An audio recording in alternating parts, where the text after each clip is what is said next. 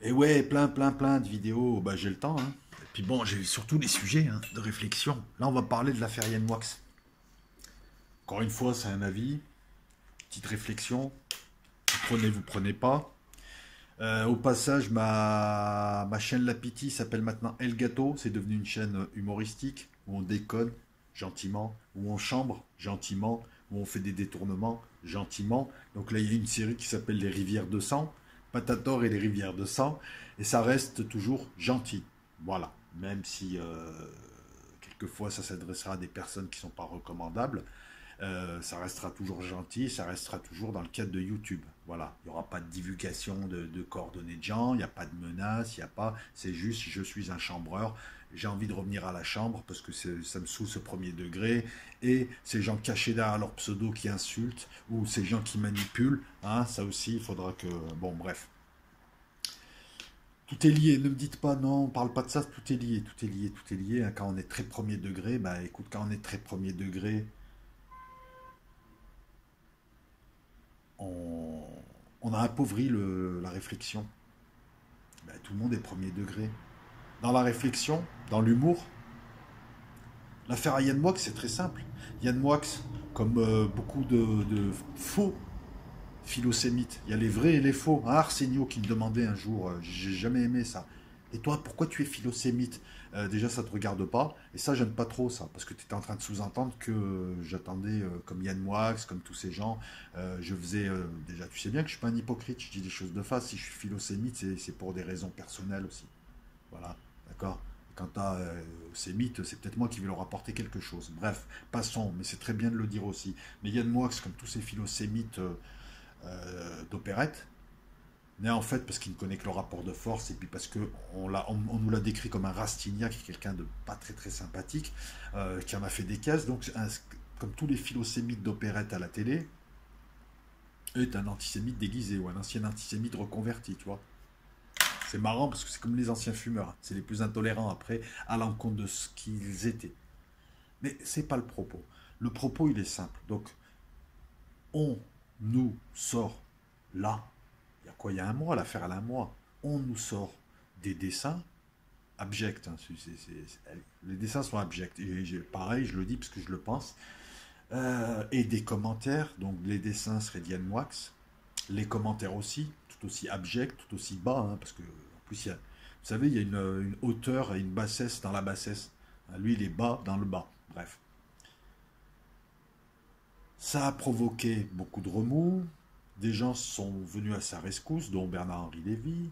D'autres gens, et notamment beaucoup de feuilles français, ont découvert avec stupéfaction ce que beaucoup de gens disaient déjà. Alain Soral, Paul-Éric Blanc-Rue, je crois que Philippot, lors d'une émission, l'a aussi suggéré. Tout le monde savait qu'il avait de drôles de casseroles et qu'il n'y a encore pas longtemps, il brassait avec des révisionnistes. Ou des dits révisionnistes. Tu es révisionniste aussi? Ouais, ben c'est ton affaire. Puis c'est pas le propos. Pourquoi cette affaire sort maintenant? Non. Je vais poser la première question, c'est beaucoup plus logique. Ouais, moi, Yann Moix, à la limite, moi, il m'importe peu. Tout le système, tout Paris, tous les gens qui tiennent le système, tous ceux qui te permettent de rentrer dans le système du show business le savaient. On est d'accord. Tout le monde le savait. Et maintenant, tout le monde joue les vierges effarouchées. Donc, moi, ce que je vous propose, c'est que si Yann Moix doit subir, il faut que tous les gens qui savent, qui savaient, je sais plus, peu importe, doivent aussi subir. Bernard-Henri Lévy le savait. Bah oui, oui, oui, bah attends, on l'accuse de quelque chose, tout le monde le savait, pourquoi on l'avait fait rentrer?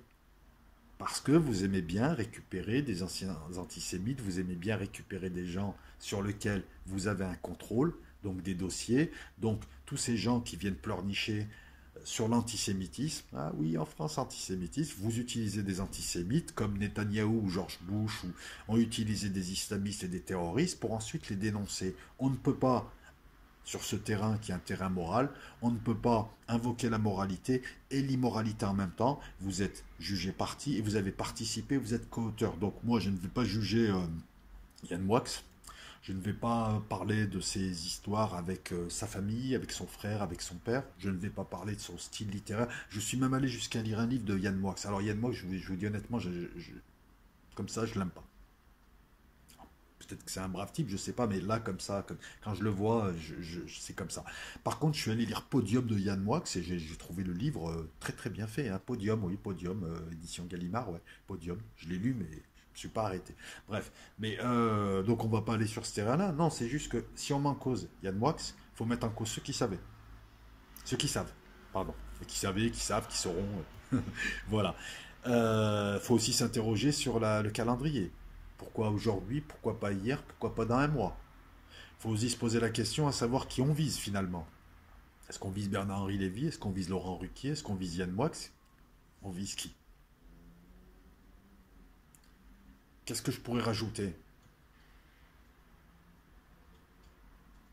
Oui, c'est marrant en France quand même. C'est marrant, hein. C'est des gens qui décident si tu es bien, pas bien. La même personne est bien. Voilà. Il y a un adage qui dit que du Capitole à la roche tarpéienne, il n'y a qu'un pas.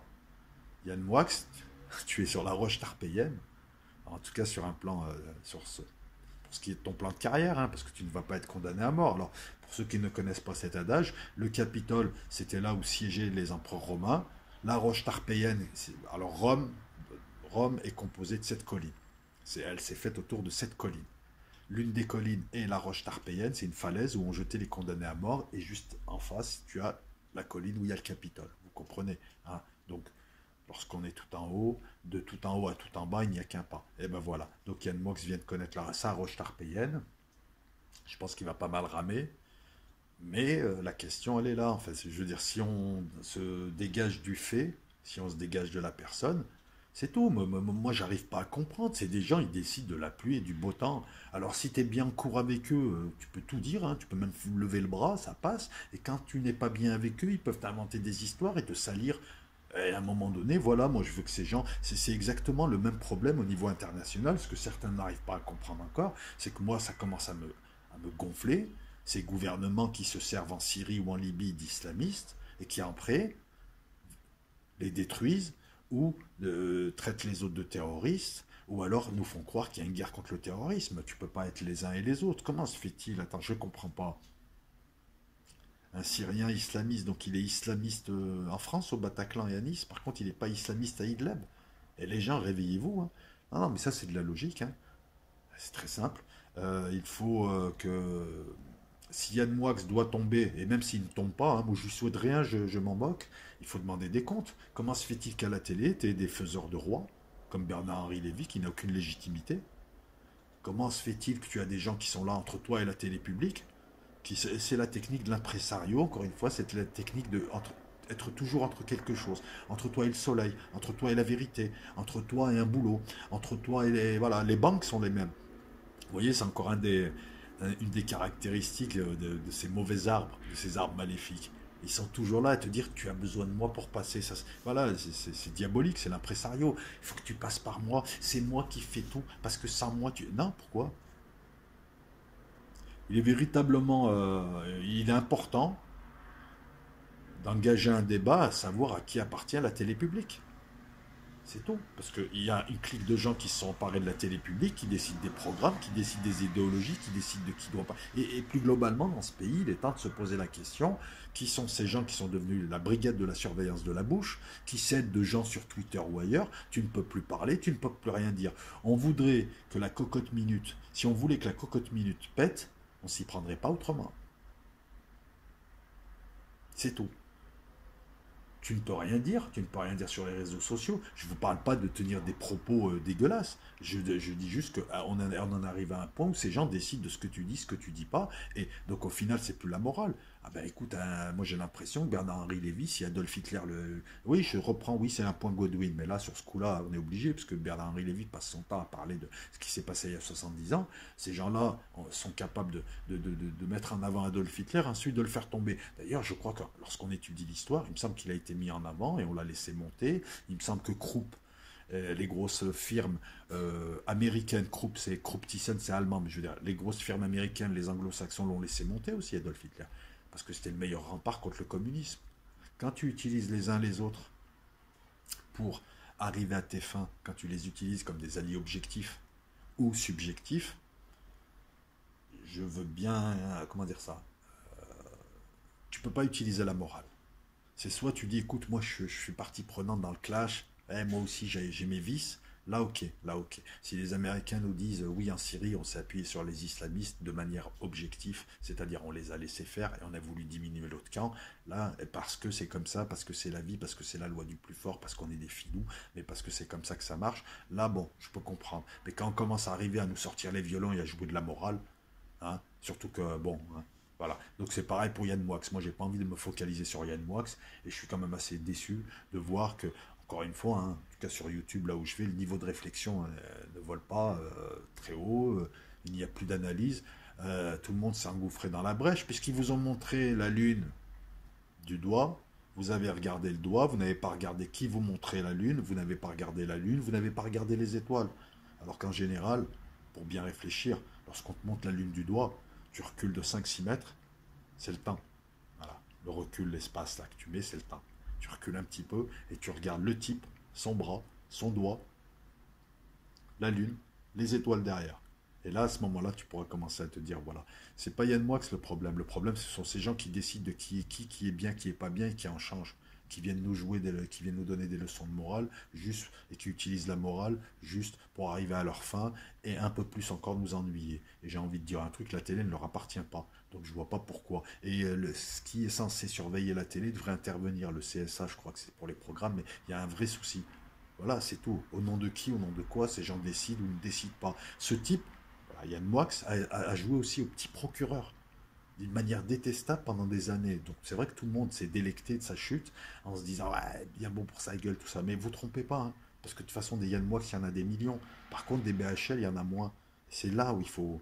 C'est vis-à-vis de ces gens-là qu'il faut s'interroger et se dire et qui c'est ce type? C'est une personnalité bidon qui écrit des livres bidons, qui pendant des années a été présenté comme un philosophe. Maintenant, ils n'osent plus le présenter comme tel. Moi, j'étais petit, je l'ai vu arriver ce type. Ce type a toujours fait rigoler les intellectuels. Et ce type, petit à petit, avait tellement de pouvoir dans les années 80 qu'il faisait des carrières. Mais qui est ce type? Qui décide de qui est bien, qui est pas bien? Et qui a fait fortune, enfin sa famille a fait fortune dans le bois rare et le bois un peu moins rare dans les pays de l'Est, et le bois rare en Afrique, hein. Je crois que c'était la Socobois. Socobois, il me semble, la boîte, hein, ça aussi, il en parle peu, hein. Voilà, le mec, il est milliardaire, il est pas... Honnêtement, vous avez déjà essayé de lire un livre de BHL? J'ai lu les derniers jours de Charles Baudelaire, enfin j'ai lu 15 pages, j'ai arrêté, quoi, c'est horrible. Il sait pas écrire, j'écris mieux que lui. Ciao les amis, posez-vous les bonnes questions, commentaires prêts à prouver, n'hésitez pas à pousser et surtout, bah, écoutez, apportez vos suggestions, si vous êtes d'accord, si vous n'êtes pas d'accord, n'hésitez pas à commenter. Là en ce moment, on a pas mal de très très bons commentaires, donc c'est très plaisant de vous entendre. Et à la revoyure, la bise à tout le monde. Ciao.